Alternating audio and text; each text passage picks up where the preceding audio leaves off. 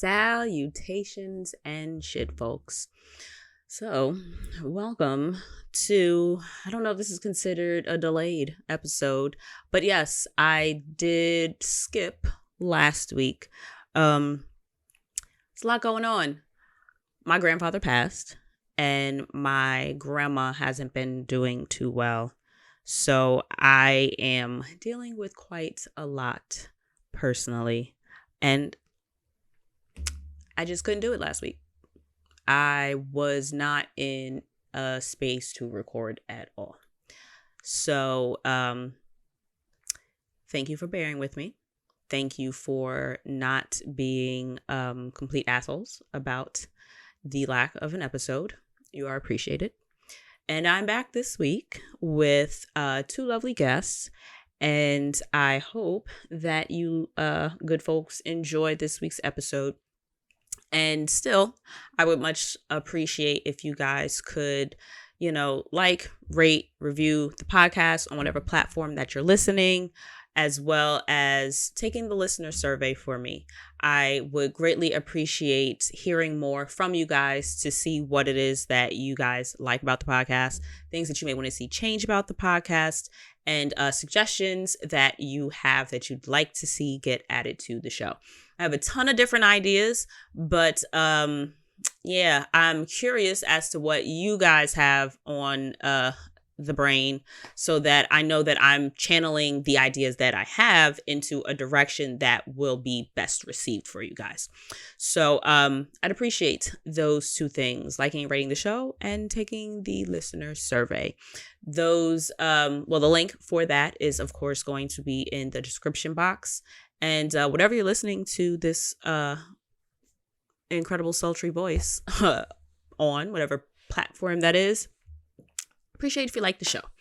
Also, if you leave a review, this way more people can see the show, and you guys are kind of, helping spread the good news.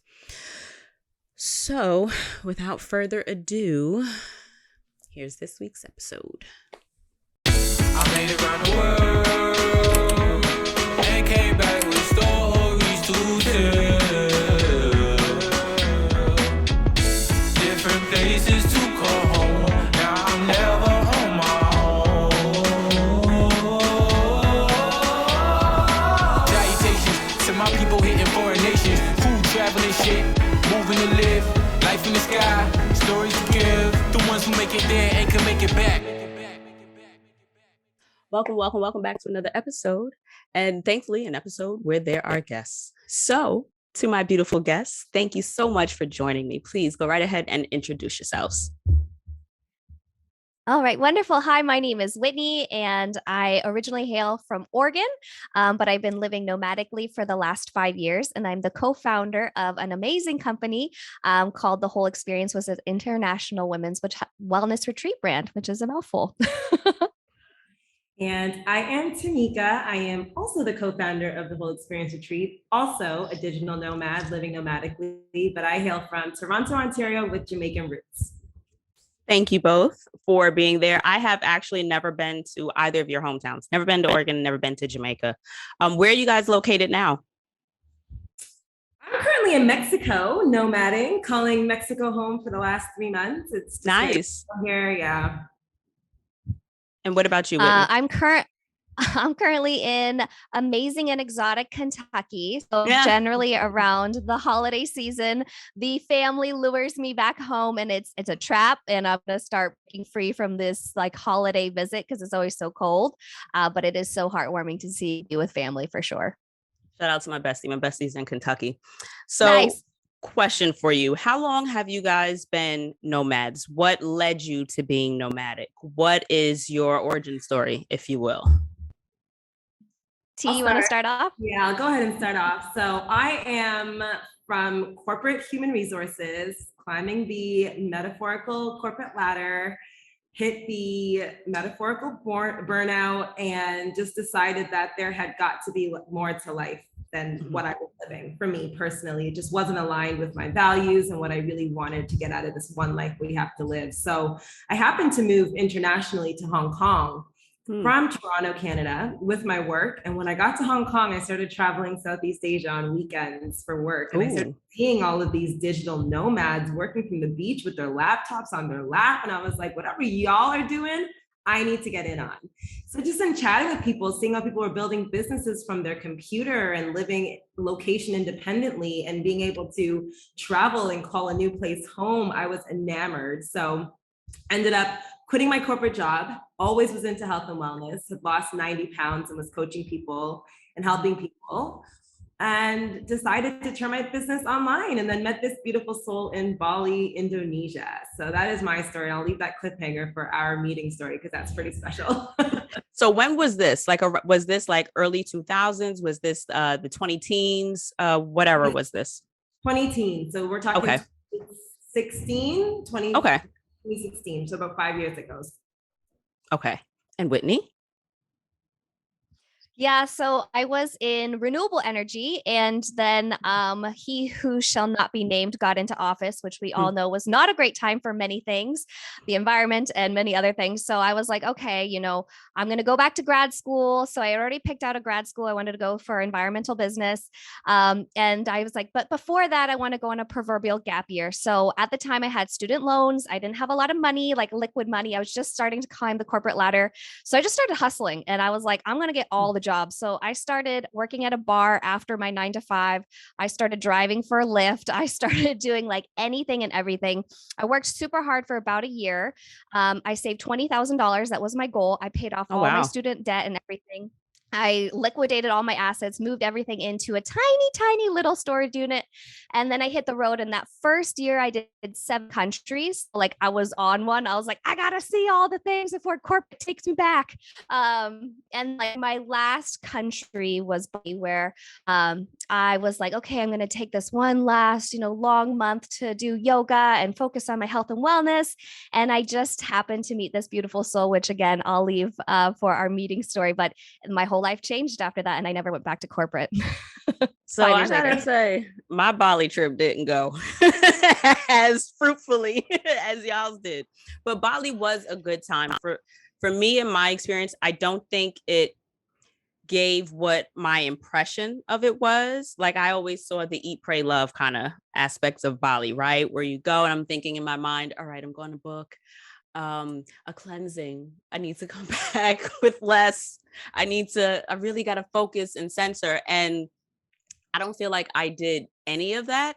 However, somehow it ended up being what I needed, because that's the one thing that I have found. And another reason why I felt like you guys would be a good fit as guests is because I truly believe in intentional travel. I think that you can go into something with one mindset and come out with a better outcome than you could have designed on your own. If you just kind of give into the way things are going, not in the sense of a defeatist attitude, but more of a kind of allowing yourself to go with the flow, or allowing yourself to kind of let the moment take you where, the moment decides you need to be, it can result in bringing so much more to life for you. So what happened? What's your meat story? What happened in Bali? Take it away, T. You do so well. So, I was trying to be vegan for a month because I did mine in Netherlands. I was like, if you're gonna do it anywhere, do it in Bali. So I am not a vegan. I'm far from vegan. I eat plant-based, but I'm definitely not vegan. But I was like, let me try it for a month. So I was on like the day 3 of that and decided to go to this vegan restaurant and enjoy a salad. And out of nowhere, this beautiful soul sitting next to me asks what salad I'm having. I guess she was deciding which salad to order. We got to talking, and after minutes realized that we shared the same birthday. Our birthday had just passed. We were both— When are your birthdays? I love birthdays. August 29th, Virgo. I'm a Leo. I'm August 7th. Yay, Leo. Right. Yay, August people. Who's August? Someone is August. I actually have 2 homegirls from elementary school, Krista and Erica, who are both August 29th. That's Michael Jackson's birthday, isn't it? Michael Jackson's birthday. Yes, it is. And that's how I remember August 29th. Hulk Hogan's birthday. It's a very really? Yeah. So yeah, when we realized we had the same birthday, we were like, let's just live it up. And we started chatting and talking, and we exchanged numbers, and through like living it up and just kind of enjoying our birthdays, we're both solo travelers. So we finally found a friend. We got to realize how like-minded we were. And we decided that I had kind of this vision and idea, and I had left corporate, not going back. Whitney was on her gap year, and I just started sharing all of the ideas I had with her. Wellness retreats in Bali. We're in the wellness retreat capital of the world, but there were nobody that looked like us on these wellness retreats. So we started kind of talking about how we could create a space and kind of add some disruption to this industry that's so linear. Mm-hmm. And within 3 weeks, she changed her direction from going to law school, business school, and hopped on the wagon, and we started a business after 3 weeks of knowing each other. And that was 4 or 5 years ago. That was the next question. I was going to ask, how long had you guys known each other before you decided to go into business? And that is, I would never say that is like, again, intentional, because I feel like there are people that can meet in a day, get married the next day, and have very happy, healthy relationships for forever in a day. That ain't none of my business. That ain't me. But I mean, I truly believe that could work. But I just feel, and I had talked to my boyfriend about this earlier, I really wanted to ask you ladies, because, and I think it's a personal mental block that I had. So that was another thing when Whitney let it slip that you guys met in Bali and, decided to start business together. I was so like, oh, that's the convo right there. Because for me, I can immediately think of friends that I love, friends that I adore, and I will call for, times that I need a little bit of guidance or advice, or someone to say, hey girl, take this course that I created. Let me know if it makes sense. It makes sense in my head, but I need someone to look at it. But I can't think of wanting to work with a friend. And I was really curious as to what that felt like. Like, what was the difference? What stood apart about each other that made you both comfortable? One, initially, what made you comfortable with sharing that vision you had, Tameika? What made you comfortable with sharing the ideas that you had with ultimately like a stranger? And then what about your friendship made you want to kind of risk it and go into business together? I'll tackle part A, you can tackle part B. When you just get that ping in your gut. So I had been doing a bit of like just brainstorming and paperwork because I was in Bali and my savings were running out. So I was like, okay, it's time for me to figure out some kind of a long-term solution. And ultimately, when I thought about what I was looking for this business, what was missing was Whitney, her profile, a yogi, somebody who could connect the mind. I'm a fitness girl, but I wasn't necessarily in tune with the mindset and the mindfulness that I knew was necessary for specifically the demographic we wanted to serve. Mm-hmm. And I was interviewing yogis and nothing was clicking. And then there you have it. Serendipitously, I end up running into one and we just clicked. And it was that ping inside of me. And I remember talking to my dad and I was like, I don't know this girl, but I have a vision. And my dad was like, time means nothing. Go with your intuition and your gut. And he kind of just sat me through all of the reasons why in his life, his long life, for him trusting people and knowing people for 20 plus years, didn't really serve him in the long run. So I went with my gut and it worked. How about you, Whit? I'll definitely say I was super skeptical at first. I was like, I loved Tameika, like right off to the bat, like when we met each other, I was ditching out on my yoga like retreat and I was coming to work in cafes with her and like build this retreat idea and flesh it out. And I was always like, oh, let's just put T2 like in this role of ownership instead of putting Whitney. We'll put T2. And it was always kind of my idea of like, I'll help this beautiful soul that I really connect with and her idea come to fruition, but I'm going back to grad school. Like, I got to go do this. And T was like, well, just do this first retreat with me. Like, and I was like, oh yeah, I got to do this. So I came back and we ran that first retreat and we had so many problems down to the fact that like 2 days before all of our girls arrived, mind you, we've been planning this for about 6 months. Our venue called and said, your venue is not ready. So rather than like, after planning everything to a T, we're both type A Virgos, everything's out the window. Oh God. Women are arriving in 24 hours. We don't know where they're going to sleep. It is like so stressful. And we are on the back of scooters, like Tameika's driving. I'm on the back. We're like becoming real estate agents and like just trying to find you. And it was so like high stakes, high stress. But really, we started to see where each other shines.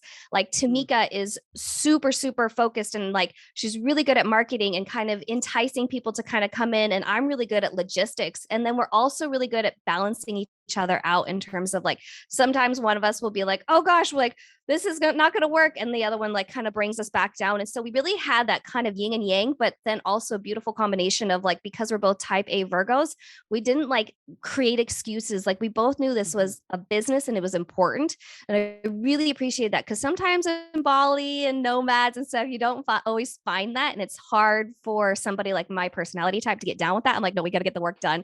And we've always kind of both been like that.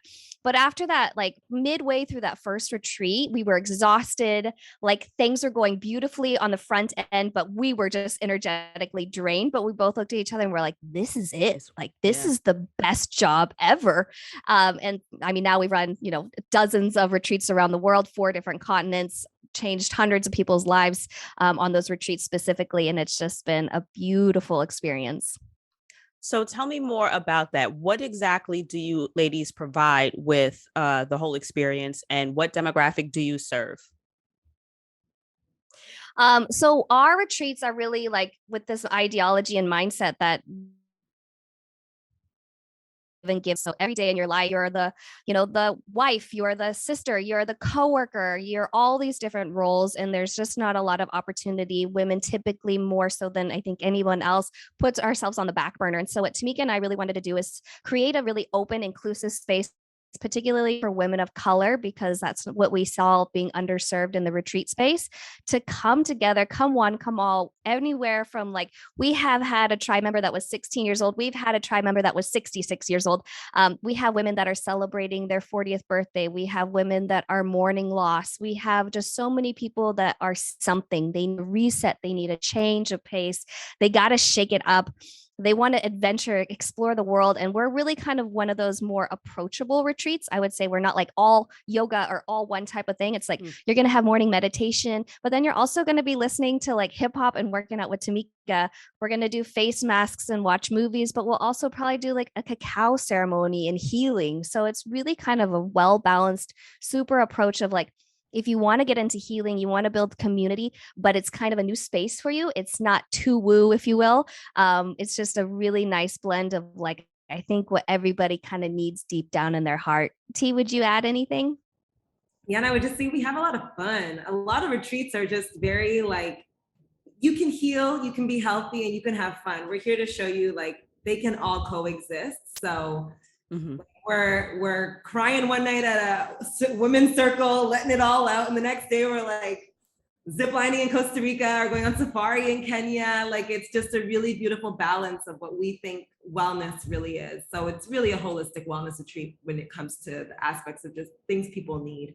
Okay. So what type of different modalities do you ladies like tap into? Have you ever done any medicinal retreats? Like I know a lot of people are getting into the ayahuasca and those types. And then you also have, I know I've done an episode with a young lady that did sound healing. I've done Reiki before. Like what type of modalities do you generally incorporate?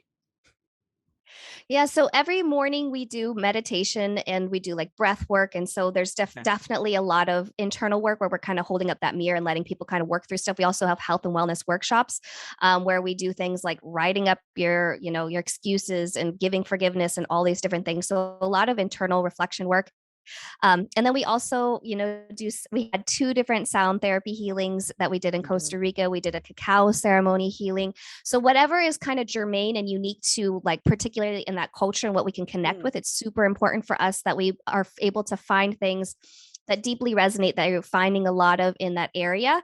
And then we kind of bring it to use level with us. It's not, oh, I'm going to a Sandals or a Club Med, I'm getting a super curated experience. Like we get you off the beaten path. So you experience real South Africa, real Kenya, real Costa Rica, meet real people that are practitioners there, healers there. And I think that really resonates deeply with a travel experience. It's like a real experience.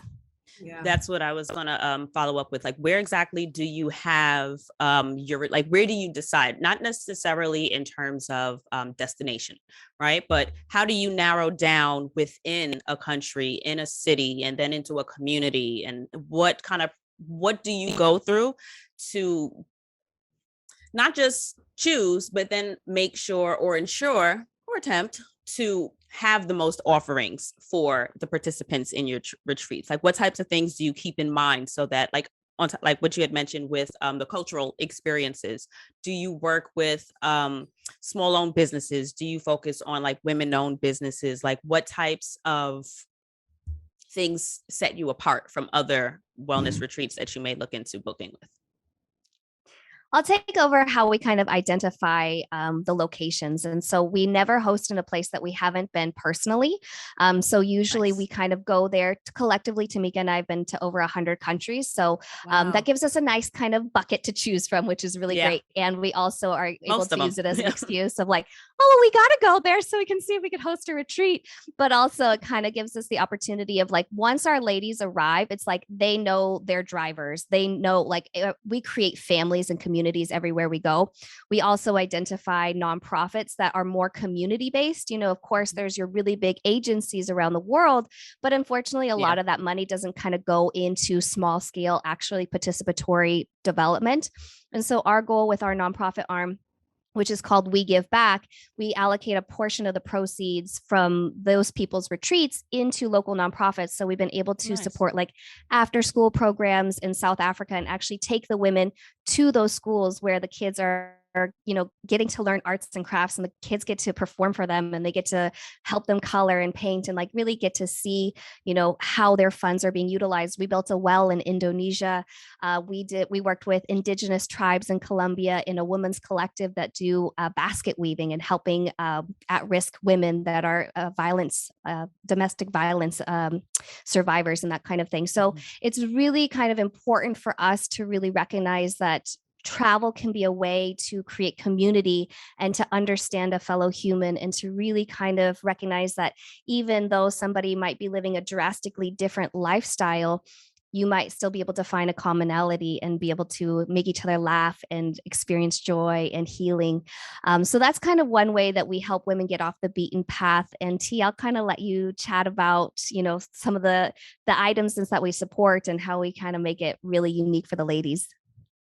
So we typically always go kind of local when it comes to vendors and stuff like that, because that's just how Whitney and I roll. We are travelers through and through.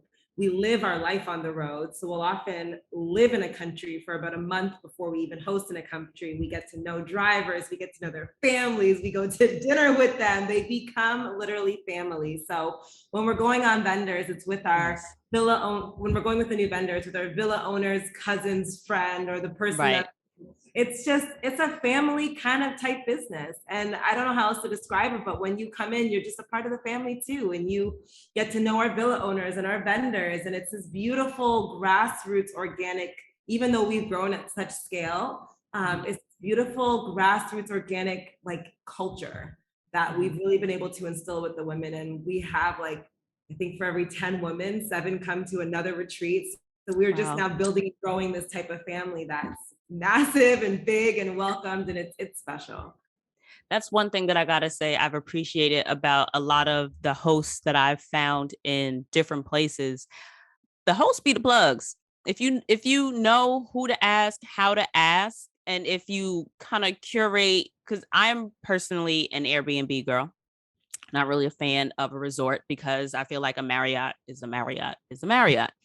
And I would prefer being able to feel as if I am part of the community that I'm staying in. And I think the easiest way to do that is when you just stay in some place similar to the way the rest of the people in the community live. Rocket science, right?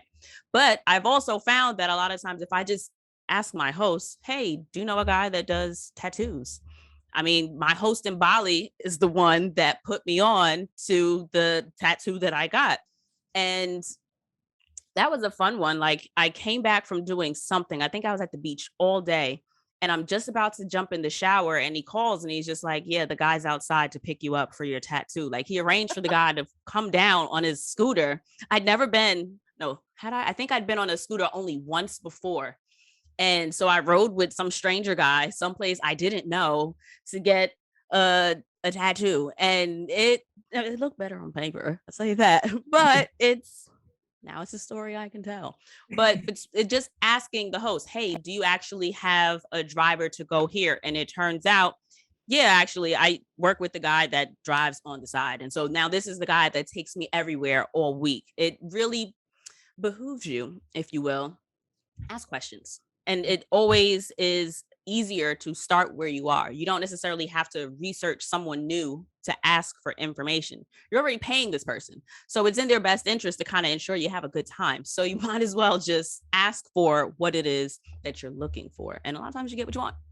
So what led you ladies to wellness? Why not do a travel concierge service? Or why not do just travel influencing? What about wellness and providing the service for other people made this something that was attractive to you ladies to do for work? Like, you put a lot of time into this. This is a lot of effort. It's not like you're just curating. Like, I know I tell people, no, I'm not booking a trip for you because I spent a lot of time doing that. You know what I mean? It's a lot of back and forth, tedious. Maybe I want, maybe I don't. To do this for a lot of people and then to give of yourselves during that experience, I think requires a special desire. And I'm curious what brought you both there. I'll kind of start. So I had personally lost 90 pounds. So I know what both kind of ends of the spectrum feels like from a health and wellness and vitality perspective. Mm-hmm.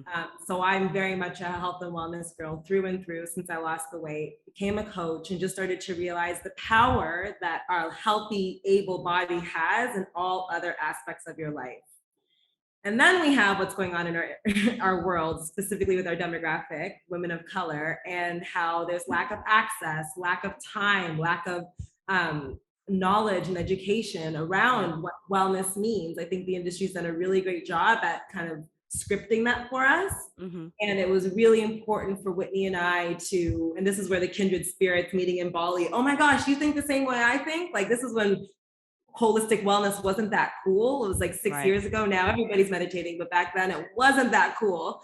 But we just connected on this idea that wellness is so much more. We both had our own very personal, intimate journeys. And it was just like, we need to bring this message to the world. And we were in Bali and the stars aligned. And now we're realizing that our retreats are a refuge for people in the world, in the day and age it is. Like, people need to get out and tap back into their center and their core and get aligned with themselves and wellness. So now it's almost like it's a essential service in a way, without taking away from the true essential service. But really and truly, women need it. We give so much in society. It's now a divine calling. It's an assignment personally. But it started off with just kindred spirits, like-minded ways of thinking, our own wellness journeys, and being like, this is a thing that people need to face. Would you add anything? Yeah, I would just say that, like, mine really came with mindset. And I think that's kind of why we're in the zones that we are, is like, I had, some eating disorders and things that I had battled with. And as I was like on this crazy roller coaster of just trying to connect with self-love and self-compassion, which is not easy in our society. And it is like, when you finally like open up and share your story and then hear so many people being like, God, I've been waiting for someone to be real about that too. It's just like, it was so mind blowing on how we were able to create these beautiful connections with women that literally were strangers. Like 24 hours later are sitting together in a room, crying, laughing, going through all these emotions and coming the other end. Formed. People literally say like, this trip changed my life. I think that's kind of one of the most beautiful gifts you can give somebody, is just a rest and a place to say, this is a safe space for you to come and do whatever it is that you need to do. And I think it was meant for Tameika and I to kind of lead that voice, because I am crazy about logistics. I love planning things to a T. Like, we just both naturally kind of like, it gets me excited to plan trips. And so like, I love doing all that stuff and reading reviews, and Tameika's like, oh, let's just pick that one. But like other things, like Tameika will do for hours. I'm like, I can't do that. Like, I don't want to do social media. I don't want to do marketing. Like, so we both naturally had this balance that it was like, oh, we could do this. This is a really sustainable model because we are so passionate about this work and we have the know-how to really actually implement and strategize and make it happen, which it's definitely a really challenging role to run international retreats, to still be standing after COVID and a like global pandemic and still be alive and thriving. It was not easy for sure. I can imagine. But here we are. Yeah. So taking a step back, how did you ladies come to travel? I personally didn't leave the country until I was like 30. Like, it just wasn't one of those things that I felt like was accessible to me. I always felt like, all right, well, I don't have a crew. I gotta wait for, all right, everybody's got to be able to, I need people to go with me. I don't have, well, I can't do a vacation. I don't have no man. I can't go anywhere with it. All right, well, I don't have like that job with that salary. Like, I had a list of things that I thought, like, between friends, a man, and a certain salary, I expected that once I checked these off, no stopping me then. And after a while, it was just like, I don't like waiting for nothing. Like, I don't wait for anything else. Like, why am I waiting to travel? And I just ended up I had a credit card at the time. So I was like, fuck it. Ball out. Let's go. Let's buy a flight. And I did. And then I realized, wait a minute, it's not even that expensive. I'm thinking that traveling, like, your baseline is like $1,500, like $2,000-$3,000. And that's how you get to Europe. Then I realized I could have been there for $600 this whole time. I could have done all of this like a week. And and for me, I fell into it. Like, I just got kind of tired of waiting. And then social media, I saw other Black women that were traveling solo around the world. And it feels weird in hindsight saying, like, well, what do you mean? Like, you didn't think you could go? You grown, you read all these books, like, you're well educated. Why would it not occur to you? And a lot of it is representation. And you don't see what it does until you see what it does. It's one of those things that you don't know that you don't know. And it's a limiting belief, obviously. And if you are given the opportunity to step outside of that belief system, I think that it opens so many doors. And for me, it was definitely social media and just coming to a time in my life where I had enough time being impatient. So that's what kind of got me to travel. I'm curious what brought you ladies to travel, because if you hadn't been in Bali, you wouldn't have met each other and you wouldn't be here. So what got you to where you were? What got you to the flight? What got you to the plane? I'll start. My story is interesting. I had traveled a lot, but kind of, more conventional travel. So going to the Caribbean and stuff like that with friends, spring break, and then after that with Bay and things like that. So I had more conventional and more accessible travel. And then I went through a divorce, and divorces are traumatizing and exhausting and debilitating. And I wanted to get away. Like, it was a full-on, I was running away from my problems. I can be the first to admit that. And applied for this role with my company in Hong Kong. I lived in Hong Kong for 3 or 4 years. And that was an escapist mentality. I just needed to get away from the embarrassment of going through a divorce. We were only married for a year, and I just wanted out. And it was a really brave move, but I have to admit, it was just, I wanted to get away from my problems. And then when I got to Hong Kong, that's when it clicked. That's when I started seeing how big this world is, how fascinating people are, how incredible cultures are, and how they invigorate you in different foods. And Hong Kong is a hub for Asia. So hopping to all the huge countries nearby it was so accessible, an hour flight, half an hour flight. And I was experiencing different cultures within a half an hour of being on a plane. And it was just mind blowing. At that point, I had you get the travel bug, you get it, and you're just like, oh, this is the beginning of something huge. So that's my story. It wasn't necessarily like I had always dreamed. Of course, I'd always dreamed. Right. At this point, it felt like such a big dream. It felt so inaccessible. It was one of those things like maybe one day, but it wasn't a realistic or approachable dream for me. It wasn't until I went through that traumatic experience where I was like, I need out. That's my story. How about you, Ed?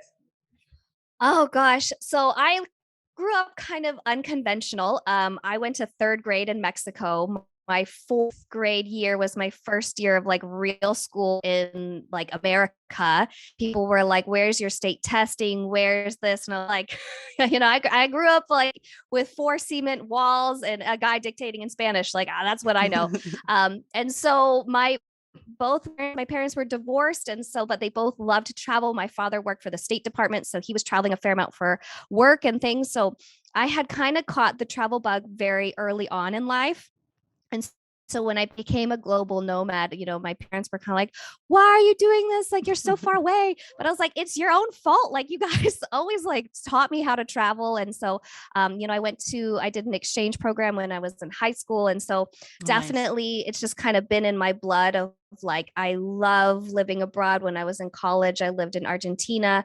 And so I think for me, I was really, really blessed at a young age that my parents were unconventional, took me out of school. And people at the time were telling my mom she was crazy. She was a single mom. She had no money, but she just moved us all down to Mexico.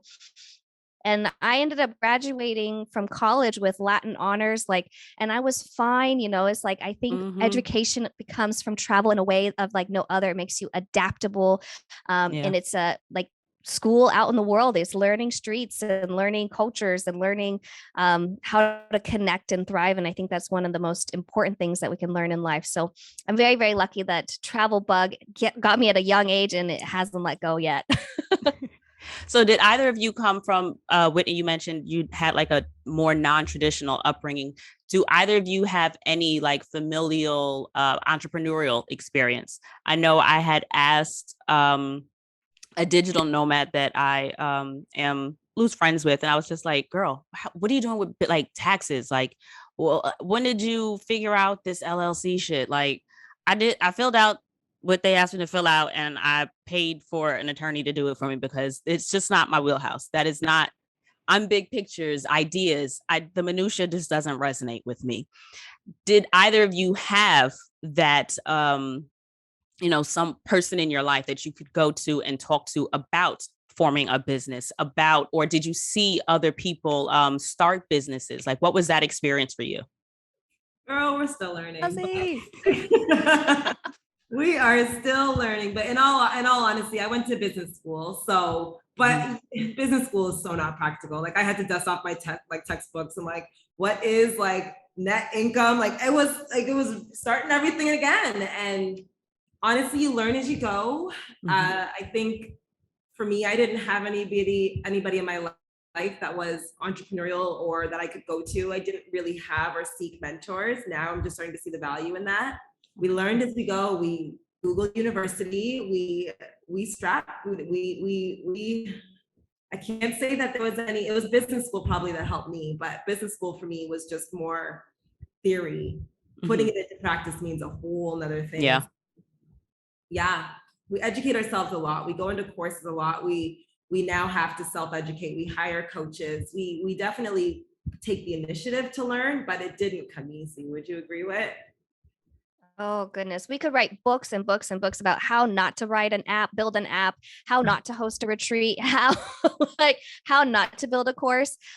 Like, every business initiative that we've done, and an amazing growth experience. Like, if you want business school, quite ready to take on that $60,000 debt, just try starting something. Because I tell you what, you will learn so quick. So what is on the road coming up? We're still navigating COVID. How are you ladies dealing with the constantly challenging and changing requirements? You're also navigating 10 plus other people, from different places. And now, do you generally just have women come from the States, or do you have women come in from other countries as well to come to the retreats? We've had women come from all over, but predominantly the US.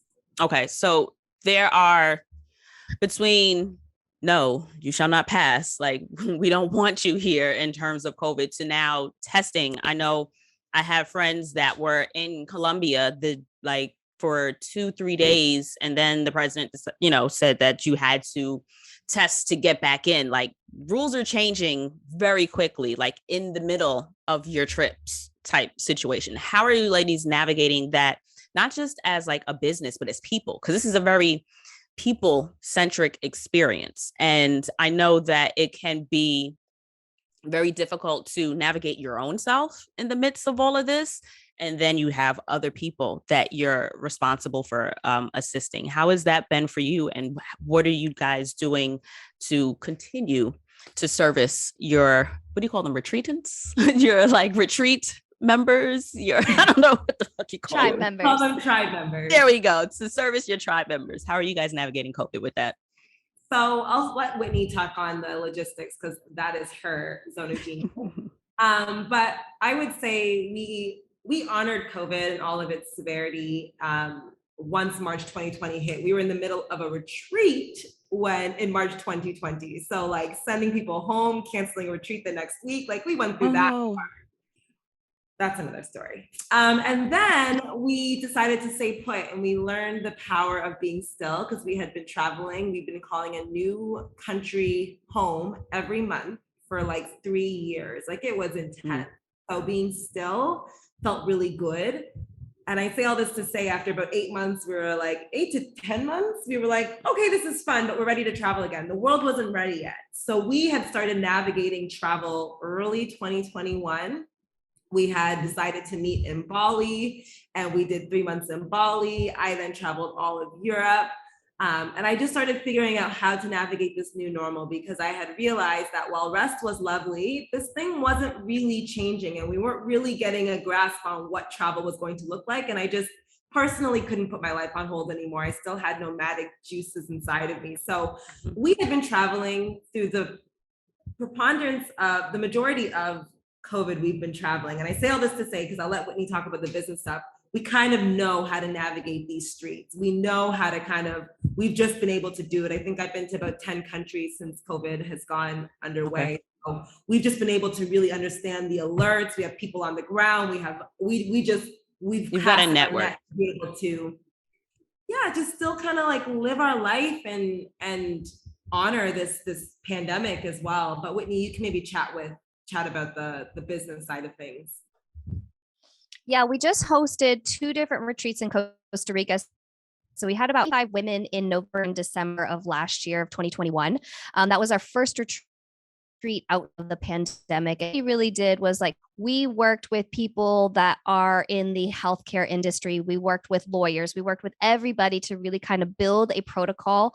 And we actually go above and beyond government standards. So Costa Rica didn't require a negative PCR test, but we did. So we had all of our participants arrive with a negative PCR test. Then we actually implemented quick tests when everybody arrived within like 48 hours of arrival. We did daily temperature checks. We tested all of our staff. We really made sure, like if you were in a closed space in a van, that kind of thing, masks were on. But if you were on our compound and we rent out whole villas to ourselves, so women can really feel that like comfortable, safe experience, then masks are off and we forget this crazy thing exists. So it was a nice blend of like still getting to go out and travel and experience, but doing it in a little bit, normally we are like, go, go, go, do all the things, but we were able to find a really nice blend of like, okay, maybe we're not going to go out to the sound therapy healing, but we'll bring somebody in. And so we just kind of asked ourselves as a business of like what we could do to really protect women's safety, what women were really craving and needing at this time, which was like restoration and healing and that kind of thing. So each one of our retreats has a different theme. So, we really try to make sure like right now, women, we're going to be hosting in Kenya. Actually, Kenya is low on the CDC ranking for risk. So there's actually a more likely chance of you getting COVID in America than there is in Kenya, which is just amazing. So those are kind of some of the things that we're identifying, and we have amazing networks on ground. So we're chatting with everybody, looking at the local government standards. They actually changed it from like a 72-hour PCR test being required while we were on retreat to being 24 hours. Fine. We call our doctor. They come and do the PCR test for all the women. We got them all taken care of and we got them home. So it's like we really build strong community connections wherever we go. So it's like we're working, with our family, and we just make it happen. Whatever needs to happen to put the ladies first, their safety, their wellness, their happiness. That's what we do. And for me, that's the selling point right there. Yeah. That's the sell. Like to me now it's just like, okay, tell me how much. Because if I know that I can alleviate all of the work to figure that out, you got me. It only becomes a matter at that point is like, do I have you? Do I have the money? You know what I mean? Now it's just like on me to figure out the finances. But I think that is the distinguishing factor that would make me comfortable, because I think that everyone is allowed to, I try to give grace to everybody, whether you're ready to travel, whether you're not ready to travel, whether you're vaxxed, whether you're anti, whatever your thing is, that's your thing. That is you. I understand that not everybody has the same process for finding peace either. Some people find peace alone. Other people find peace in community. I totally get and have friends that are absolutely like, life of the party. I really need to be around people. I get energized from that. That brings me joy. And then I've got people that are in my personal life that don't question like why I didn't show up and take it personal, because it's just like, well, no, she just likes being by herself. She likes being in the house. Everyone's got their thing. But when I know that someone has a list of different ways to make my thing work for me so that I don't have to do the legwork and the following the up with this person to this is changing. And also that you're paying attention to what's happening. I am able to now focus on myself. I'm able to have a good time. I'm able to check in with whatever I'm checking in with. And I know that all those bases are covered. So what is your next retreat? When is that? Where is that? How do we get information for the retreat that figures it out for us? We're going to Kenya. The motherland is a very special place. I've been going every year personally for the last 6 years. And just, it's a place that centers me, grounds me. So Whitney and I, as we kind of looked at 2022, so hard to say that, and decided like what feels right. It kind of just felt like we needed grounding, we needed adventure, we need excitement. So we're gonna be in Kenya from March 7th to the 14th. Oh, that's soon. Now that I'm thinking about like we're out of January at this point, and February ain't but a breath. And then we're going to be headed to South Africa for 2 retreats. South Africa is like home. We've been going for the last 3 or 4 years. Kenya, I'll maybe chat about Kenya and you can chat about South Africa. Kenya is going to be a really exciting one. The theme is adventure. So go to thewholeexperience.org, all one word, thewholeexperience.org, and you can see all of our retreats and stuff. But Kenya is going to be an adventure because for the first time ever, we're going to be doing a 2-parter where one part of the retreat is going to be beachside. I don't know if people know, but Diani Beach in Kenya is stunning. We spent a month there last year, or in 2020. So we're going to be beachside, doing the yoga on the beach, getting all the zen, doing the snorkeling with dolphins. We have some really cool adventures and things happening in the beachside. And then we're going to pack up for the first time ever. We've never done a dual location, dual vibe. And we're going to go on safari. We're going to go to a camp and we're going to go on safari and see the big 5, see the elephants, the giraffes, all the lions. And we're going to have an adventure, and we're going to be going for game drives morning and night, and then finding time in the day to do our typical meditation, workouts, and just have a really exciting dual experience in one of the most fascinating countries, in my opinion, in the world, which is Kenya, because it is just so diverse in what you. Wow. So that's Kenya. And I think what you can maybe chat a little bit about South Africa. Yeah, I'll just say, like, I love that you touched upon like having somebody handle the logistics for you and worry about it, because like if you plan the trip, it's just like, gosh, where are we going to go out to eat? Should we read reviews? Like, okay, where should we go this? And your whole trip, if you don't plan it out ahead of time, can just be like reading reviews and making plans. And it's like, you don't want to do that. You do that in your own life. And so what I love about our retreats is like, we plan everything for you. Like once you hit us, it's like everything's paid for, everything's taken care of. So South Africa is a really beautiful experience. Like with all of our retreats, we have our own private chef. So it's like wake up in the morning. Our villa is right at the base of Table Mountain. So we do meditation right there looking at Table Mountain. We hike up Table Mountain. We really believe in like getting movement because it feels good. We go to, Robben Island where Nelson Mandela was imprisoned. We go to District 6 Museum, really learn about the apartheid. And then it's this really great place to kind of feel connected and learn about another culture, and then go, to Stellenbosch, which if it's unique to that culture and important, like wine tasting, we will, even though we're a health and wellness retreat, we go wine tasting tasting in Spain and, Italy and South Africa. So we'll go wine tasting with the girls, which is always such a vibe.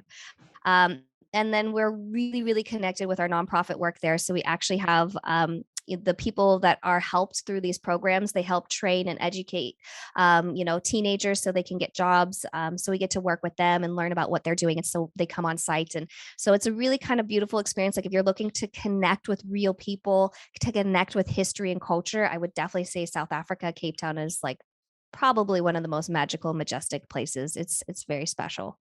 It's on the short list. Well, I've only done, I want to say Morocco.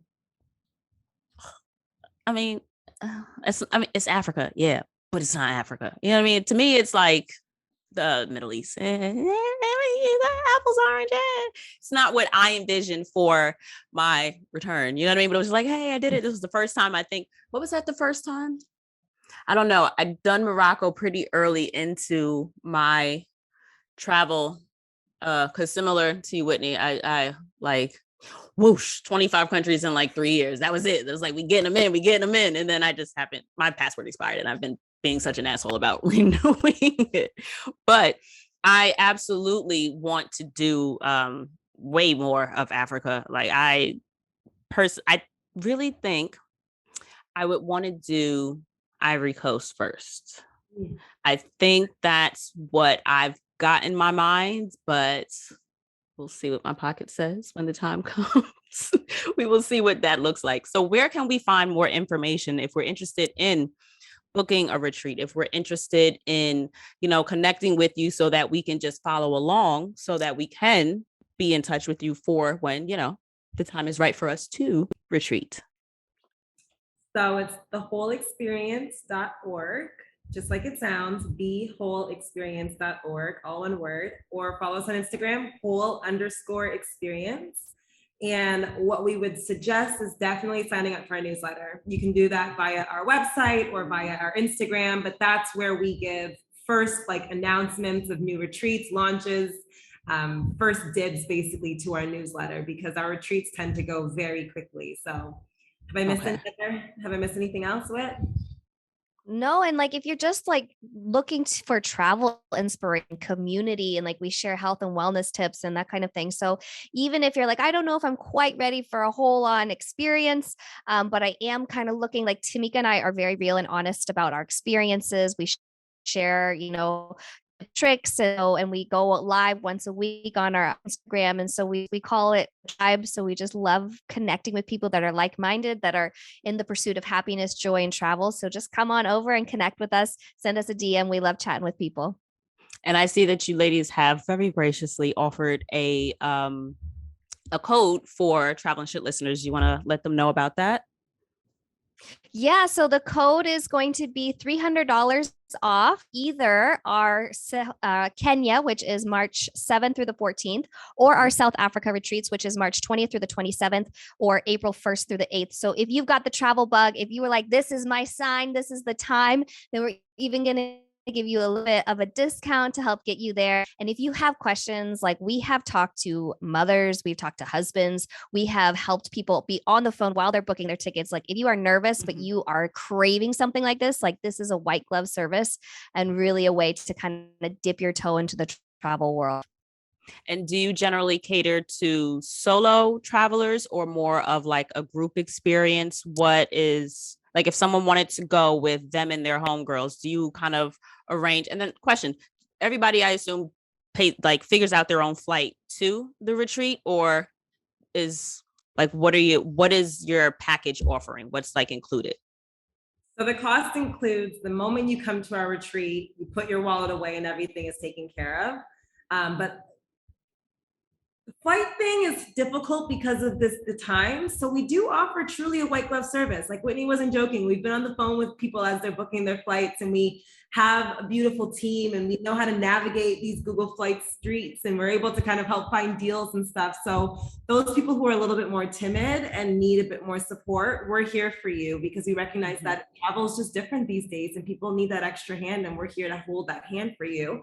And then when it comes to solo versus group, both. We've had a whole family attend the retreat, a mother and her daughter. It was amazing. It was like a mother, 3-daughter trip. We've had friends come, but I would say the preponderance of our clients, our tribe members, are solo travelers. About 90% of our clients that come are solo travelers because they're there waiting for their friends. They're tired of waiting. So they just come on their own, and then they basically get 14 to 20 like-minded women on the retreat with them. And it's an incredible way to go and meet community, have that group dynamic, but not have to wait for anybody. You just do it. Yeah. And I think what's also nice is even if you are a seasoned traveler, like if you've done any traveling, but if you haven't traveled much during the pandemic, it absolutely helps to have somebody else navigating all of the testing requirements, locations to be tested on, because you can figure out something, push come to shove, at home. But once you get abroad, and if anything comes up or changes that you weren't prepared for, it absolutely helps to have somebody else help you navigate all of that. I know that would be my concern. That is my primary concern in doing any international travel at this point, is outside of the not having a valid passport, like I mentioned, it's just the whole, I'm also in no rush to renew it because I'm like, I don't want to pay attention to who is requiring X. Where am I getting tested if I end up in Ireland a month from now? What if they change? Where do I go? Who do I call? And so it would behoove you, second time this episode, if you are looking to travel, and even if you are familiar with your typical book here, go here, do this, Expedia, buy 8 or whatever, during this time, if you really wanted to just dip a toe, put a hip into the dance ring, it would be helpful to have somebody. In my what's the word I'm looking for? In my opinion, that's not stuff I want to navigate. It's the other end. It's the knowing that you guys have that network. I could figure out Queens. I could figure out New York. I got tribe here. I ain't got nobody in Israel. You know what I mean? Like I don't have anybody in Ireland. So I would definitely, that's making me want to, because I've never been a retreat kind of girl. I've never done traditional group trips. Like I've never gone on a solo trip to then travel with others. It's always just been me, or me and a friend, or me and my mom, or me and my boyfriend. But I'm very, very interested in, for shits and gigs, I'm not interested in going on a cruise. But I can't really say I don't like cruising because I've never done one. I can't say I don't like group travel because I've never done one. So I am definitely putting you guys on my short list of different travel groups to actually go on a group trip with, because I really think that there is a space, a certain special, that there's something in there that I can get from it. And I'm not going to know what it is until I try it. Honestly, travel is so much more than vacation. And I really thank you ladies for sharing your story with me and with my audience. Thank you again for the discount code. So get on that, because it is for the March and April trips, the March 7th to 14th for Kenya, and March 20th to 27th for South Africa, and April 1st through 8th for South Africa. So that's your window.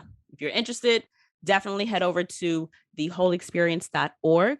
Whitney, Tameika, thank you so much. I appreciate you ladies for being here with me and sharing. And I am looking forward to seeing how the retreat grows, because I ain't got it for March, but I want to see them pictures. I definitely can't wait to see you ladies in the future someday. Thank you so much. Thank you. Thanks for having us. Bye guys. See y'all on the internet. All right, so I'm going to stop the recording because there's a button for that someplace. Oh, here we go.